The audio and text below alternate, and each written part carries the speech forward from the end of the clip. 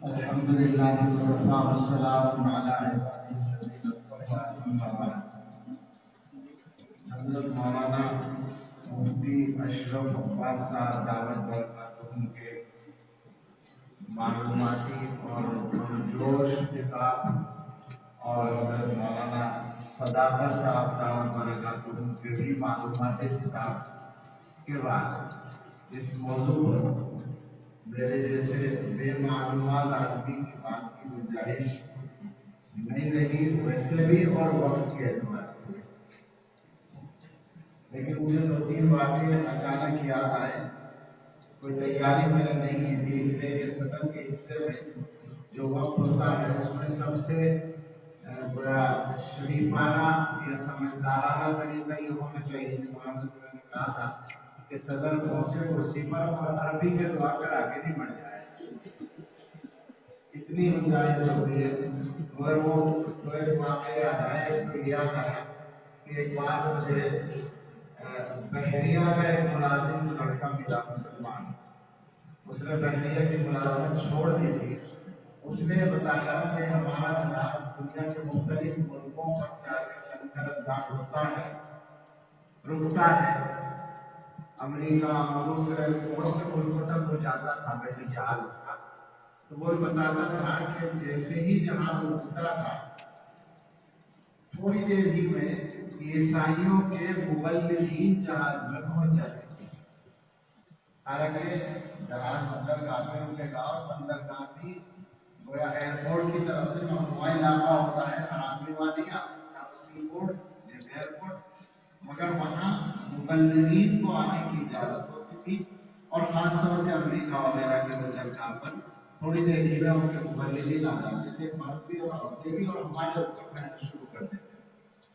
تو گویا اپنے باطل مذہب کو پھیلانے میں ان کی مستعدی کس حد تک ہے کہ انہوں نے بحر و بر کہیں کو نہیں چھوڑ رکھا ہے.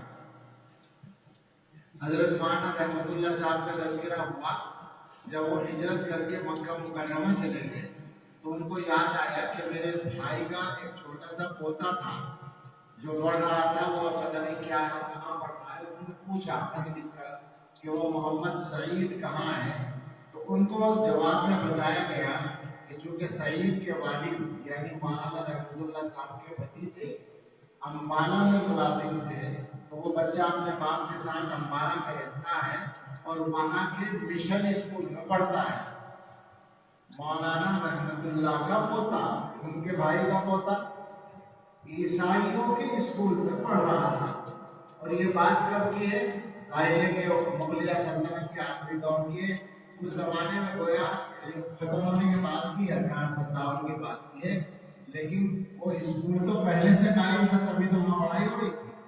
تو عیسائیوں کے اسکول اس انداز سے مغلیہ سلطنت کے دور میں ہی قائم ہو گئے تھے ہندوستان میں. اور اس وقت ان علماء سے پوچھیں آپ، میں ہندوستان کے جن جن علاقوں میں گیا ہوں چھوٹے چھوٹے دیہاتوں میں ان کے اسکول بھیجے گئے. ہمارے یہاں بجنور میں ایک جگہ ایک اسکول ہے، کئی ہزار بچے پڑھتے ہیں، اور اس کی جو تفصیلات ہیں ان کا خلاصہ یہ ہے. اور اسی سے میں نے اصل ان کے اسکولوں کو سمجھا کہ ان کے اسکول تعلیم کا مشن بعد میں ہے، تبلیغ کا مشن پہلے. یہ خلاصہ ہے ان کے اسکولوں کا. مولانا نے یہ بات تو صحیح فرمائی، بالکل صحیح فرمائی کہ آنے والا وقت اسلام کا ہے اور اسلام سب سے زیادہ تیزی کے ساتھ پھیلنے والا مذہب ہے. مگر یہ بات بھی آپ سمجھ لیں کہ اسلام کے علاوہ سب سے زیادہ دوسرے مذاہب کو نگلنے والا مذہب عیسائیت ہے. ہندوستان کے اندر کچھ صوبے ہندو سے عیسائی بن چکے ہیں. یہ صحیح ہے کہ ان کو مسلمانوں میں کامیابی کم ملی ہے، مگر دوسرے مذاہب کے لوگوں کو وہ عیسائی بنا کے اپنے آبادی کا تناسب بدل چکے ہیں.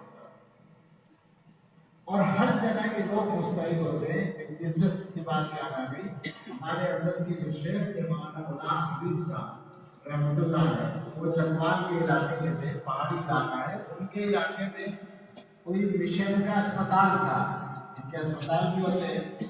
اس کا انچارج بن کے ایک آدمی آیا، ایک مرتبہ جو پادری تھا اصلاً اور ڈاکٹر بھی تھا. اور وہ 50 साल की उसकी उम्र थी और सेहत बहुत अच्छी थी, वर्जिश भी करता था, पहलवान था। उसने ये शुरू किया कि उसके पास जो मुसलमान मरीज आते थे उनसे वो मजहब की बातें करने लगा और छेड़ने लगा, उनको एतराज करने लगा इस्लाम पर। लोग परेशान हुए। तो उस इलाके में हजरत थे मौलाना गुलाम नबी साहब, हजरत पीर साहब के शेख थे। उनसे लोगों ने जाके कहा कि ये आदमी आया है और ऐसा काम कर रहा है। तो उन्होंने फरमाया कि मुझे ले चलो।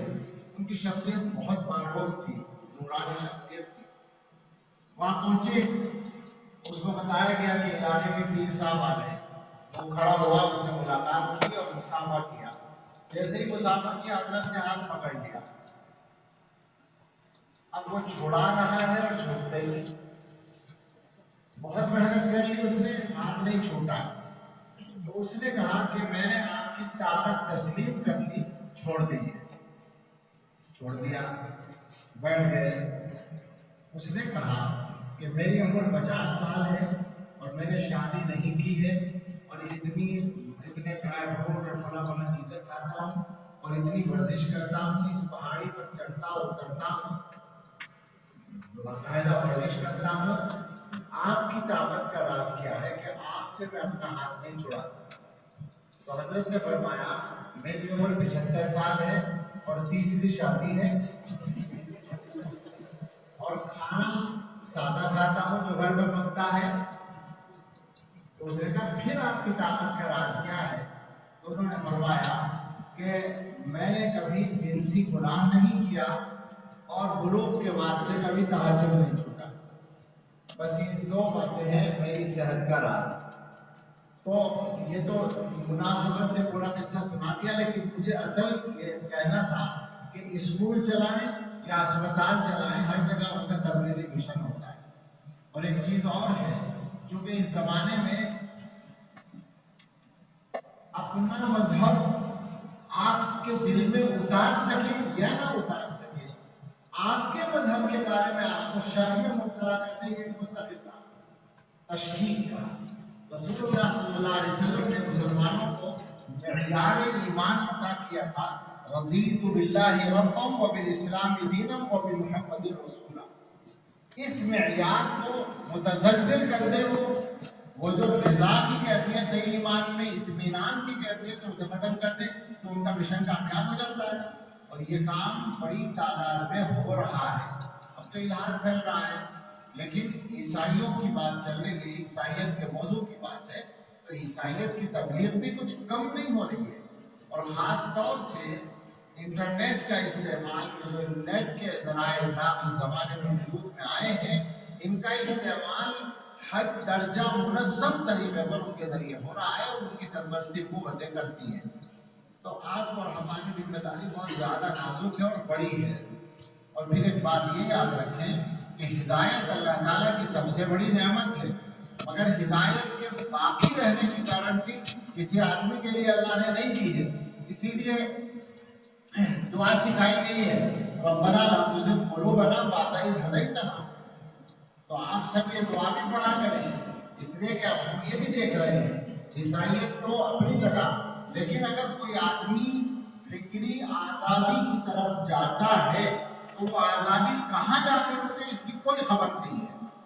इस वक्त हमारे तलबा में अब ये राज नहीं रहा, इसलिए खुलकर कहने में आदत नहीं, अपने दारुल में भी इसीलिए कहने की हिम्मत की कि हमारे तलबा में मेहनतें चल रही है लोगों की तरफ से अफकार को खराब करने की। और मैं बार बार ये बात कह चुका हूँ कि सबसे पहला काम होता है जमात इस्लामी के जरिए। जमात इस्लामी को लोग आसान चीज समझते हैं तो हमसे करीब है और उनकी बहुत सी बातें ठीक है, तो ये बात हो सकता है ठीक हो, लेकिन आजाद फिक्री वहां से शुरू होती है। और जब वहां से वो आजादी शुरू हो जाती है तो दूसरा नंबर आता है मुक़ल्लिदियत का, और उसके बाद तीसरा नंबर मुकम्मल तौर पर आजादी का होता है। और आपको अपने साथियों के किस्से भी मालूम है जो इस साल पेश आए। अल्लाह न करे कि ये बात आगे बढ़े, दारुल देवबंद के तो एक एक आदमी को हिदायत का मजबूत किस्म का ठोस नुमाइंदा होना चाहिए।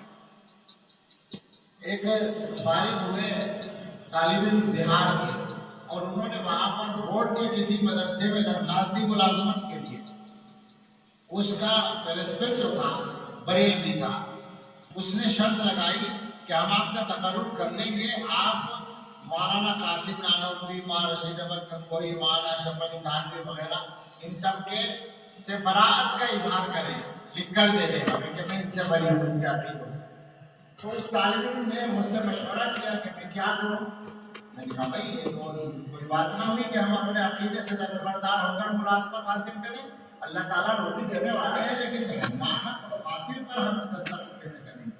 تو اس نے چھوڑ دیا، اس نے اس ملازمت کو چھوڑ دیا. اور میں نہیں سمجھا کہ وہ اچھا آدمی نکلا، ورنہ بعید نہیں تھا کہ کوئی لالچ میں آ جاتا اور کتاب کر دیتا، یہ سوچتا کہ دل میں تو میرے ٹھیک بات ہے ویسے تصرف کر دوں. تو میں تو اس پر راضی ہو گیا، لیکن میں نے یہ واقعہ سنایا استاد محترم حضرت مولانا ریاست علی صاحب رحمۃ اللہ علیہ کو. تو انہوں نے یہ فرمایا کہ اس نے مشورہ کیوں کیا. معیار یہ تھا کہ اسے بغیر مشورے کے رد کرنا چاہیے. یعنی دارالعلوم کے طلبا کا اور دارالعلوم کے فضلاء کا اپنے مسلک اور عقیدے کے سلسلے میں یہ معیار ہونا چاہیے کہ انہیں مشورے کی ضرورت نہ پڑے، بلکہ وہ اپنی جگہ پختہ. تو گمراہیاں بہت زیادہ تیزی کے ساتھ پھیل رہی ہیں اور پھیلائی جا رہی ہے اور طرح طرح سے پھیلائی جا رہی ہے. آپ کا کام ان گمراہیوں میں ہدایت کے چراغ جلانا ہے. اس کے لیے آپ کو بہت زیادہ محنت کرنی ہے، علمی اعتبار سے اپنے آپ کو تیار کرنا ہے. اور ایک بات گراہ میں باندھ کر رکھنی ہے، یہ بات ہم کنٹے کی چوٹ کہیں گے، علل اعلان کہیں گے، بغیر خوف لومت لائم کے کہیں گے کہ آپ اپنے اکابر کے لفظ سے بعض لوگ بہت چڑھتے ہیں کہ اکابر کا لفظ اکابر سے ثابت ہے، سلف سے ثابت ہے، حدیث سے ثابت ہے. حدیث سے بھی ثابت ہے نا، اکابر کا لفظ آیا ہے، البرکۃ مع اکابرکم بھی آیا ہے. تو آپ اپنے اکابر یعنی اکابر علماء دیوبند کی فکر کو مضبوطی کے ساتھ پکڑنا طے کر لیں. کسی کے اچھا لکھنے سے اور اچھا بولنے سے اگر آپ متاثر ہوتے ہیں تو یہ آپ کی کمزوری ہے. زبان وسیلہ ہے، ذریعہ ہے. اگر وحید الدین خان اچھی اردو لکھتے ہیں تو اس سے کیا فرق پڑتا ہے؟ اگر وہ خراب بات اچھی اردو میں لکھے تو ان کی خراب بات اچھی تو نہیں ہو جائے گی. میں دیکھتا ہوں مودودی صاحب اگر اچھی اردو لکھتے ہیں، علمی مضامین کو اچھے اسلوب میں لکھنے کی صلاحیت رکھتے ہیں، تو ان کی غلطیاں تو صحیح نہیں ہو جائیں گی. یہ صاف بات ہے بالکل. اب ہمارے اساتذہ کو ان موضوعات پر صاف بات کرنی پڑے گی. اب یہ زمانہ کسی بھی چیز کے راز کا نہیں رہا ہے. لوگ محنتیں اپنے باطل کے لیے کر رہے ہیں، ہم اپنے حق کے لیے محنت نہ کریں. کیا مطلب ہوگا اس کا؟ اور ہمارے طلبا حق کے معاملے میں کمزور پڑ جائیں اور ذرا ذرا سی باتوں سے متاثر ہونے لگے. اور زبان اچھی لکھنا کوئی بات رہ گیا ہے کیا؟ ہمارے بہت سارے طلبا بہت اچھی زبان بولتے اور لکھتے ہیں، اور ہمارے اساتذہ کے بعد کیسی شاندار طرف زبان بول رہے تھے. تو آپ وہاں کسی دوسرے کے اس طرح کے مسائل سے متاثر ہونے لگے، اس کی کوئی گنجائش نہیں ہے. میں دعوے کے ساتھ ایک بات کہتا ہوں، یقین کریں جتنا زیادہ آپ کا مطالعہ بڑھے گا، یہ میں اس لیے کہہ رہا ہوں کہ لوگ یہ نہ سمجھے کہ ہم اپنے طلبا کے ذہن کو بند کرنا چاہتے ہیں. نہیں، ہم تو اپنے طلبا کو دعوت دیتے ہیں کہ آپ زیادہ مطالعہ کریں، اور اب دعویٰ کرتے ہیں کہ جتنا زیادہ آپ کا علم بڑھتا جائے گا آپ کو اپنے اکابر کی فکر پر اعتماد بڑھتا ہے. یہ پکی بات ہے، تجربہ کر کے دیکھ لیں. جہاں کہیں اعتماد کی کمی ہے آپ یقین کر لیں، میں دعویٰ کر رہا ہوں، یقین کر لیں کہ وہ علم کی کمی ہے، مطالعے کی کمی ہے. اس کے علاوہ اور کوئی بات نہیں ہے. انسانیت کا موضوع تھا، یہ موضوع بھی یقیناً اس زمانے کے کوئی ویسے موضوعات میں سے نہیں ہے جن کی ضرورت نہ ہو. ہمیں اپنے ماحول کے عیسائی نظر نہ آئے کی طرف تو ساری دنیا ایک کنبہ ہے اور لوگ کام کر رہے ہیں. میں پہلے دن کا مجھے زیادہ معلومات نہیں ہے لوگوں کی، لیکن ایک دفعہ مجھے میرے بچے نے بتایا کہ نیٹ پر ایک سلسلہ چلتا ہے، سیریل چلتا ہے، آپ نے دیکھا آسمان الجحیم کے نام سے. میں نے رسالے کے ادارے میں بھی ایک دن اس کو بات لکھ دیا تھا. सवाल जरी के नाम से एक शख्स ने सीरियल चलाया था और उसका नाम उसका नाम जो भी था, लेकिन वो मुसलमान मस्जिद के इमाम का बेटा था और मुर्तद हो गया था, ईसाई बन गया था और उसने इस्लाम की तरदीद के लिए नेट पर बाकायदा सीरियल चलाया था। और जब मुझे सलमान ने उस पर मुतवज्जे किया था तो 535 किस्तें नेट पर मौजूद थी और एक किस्त एक घंटे की थी और उससे कम ज्यादा, और वो किताबें सामने रखकर तफसीर की, हदीस की, तारीख की, सीरत की हवाले दे देकर अपनी बात को साबित करता था। ये सही है कि उसकी बातें गलत होती थी, लेकिन खाली ज़हन आदमी को और कम इल्म आदमी को मुतासिर करने के लिए बिल्कुल काफी थी। अरबी में, वाज़ेह अरबी में, समझ में आने वाले अरबी में, शानदार अरबी में, शानदार लहजे में बोलता था और उसके उन्वानात इतने खतरनाक होते थे। मैंने चंद उन्वानात नकल किए थे। मसलन हल मोहम्मद रसूलुल्लाह, ये एक किसका उन्वान, क्या मोहम्मद सल्लल्लाहु अलैहि वसल्लम अल्लाह के रसूल हैं? वो ये साबित करता है कि हजरत मोहम्मद सल्लल्लाहु अलैहि वसल्लम की शख्सियत ऐसी नहीं है कि वो अल्लाह के रसूल हो सके। उसने लगाया उन्वान हल कुरान कलामुल्लाह, क्या कुरान अल्लाह का कलाम है? उसने साबित करने की कोशिश की कि कुरान ऐसी किताब नहीं है कि वो अल्लाह का कलाम हो सके। उसने उन्वान लगाया अल मोहम्मद इब्न अब्दुल्लाह, क्या हजरत मोहम्मद सल्लल्लाहु अलैहि वसल्लम अब्दुल्लाह साहब के बेटे? उसने उनके नसब को साबित बता दिया कि वो उनके बेटे नहीं है। बाकायदा सीधी उसका एक एपिसोड इस पर भी है। इस तरह की चीजें 535 किस्तें उसकी उस पर मौजूद थी। अब मुझे बहुत दिनों से मौका नहीं हुआ देखने का, जिंदा भी है या मर गया है, लेकिन एक मिसाल है ये। और जाहिर है ये काम करने वाला एक आदमी नहीं होगा, और जहाँ से बुनियाद पड़ता है वो मिस्र से या ट्यूनिस से ये काम कर रहा था बैठ। ये सारा इस्लाम के खिलाफ हो रहा था, असल वो मिस्री था। तो इसलिए इन मौजूदात को भी आप मुर्दा मौजूदात न समझे, बल्कि ये भी जिंदा है। हमारा ये पूरा तबका दारुल देवबंद की क़ियादत में चलने वाला ये मदारिस का पूरा तबका, ये हमारे हजारों तलबा और देवबंद के और मदरसों में पढ़ने वाले तलबा, उन सब से भी हम मुखातब हैं। और देवबंद से बाहर पढ़ने वाले तलबा, मदारिसों के हो या मदरसा शाही के हो या नदवतुल उलमा के हो या कलकुआ के हो या और मदरसों के हो, उन सब को हम मुखातब कर रहे हैं कि आप सब हमारी एक बिरादरी है और हमारा एक कुनबा है। और हम में से कुछ लोगों को किसी बातें के खिलाफ, कुछ लोगों को किसी बातें के खिलाफ काम करना है, लेकिन इस बात पर हम सब मुत्तफिक हैं कि हम हजरत मोहम्मद रसूलुल्लाह सल्लल्लाहु अलैहि वसल्लम के उस पैगाम के मुखातब हैं कि यहमिलु हाज़ल इल्म मिन कुल्लि खलफिन उदूल यदफून अन्हु तहरीफ अल-गालिन व इम्तिहाल अल-मुब्तिलीन व तअमीर अल-जाहिलीन।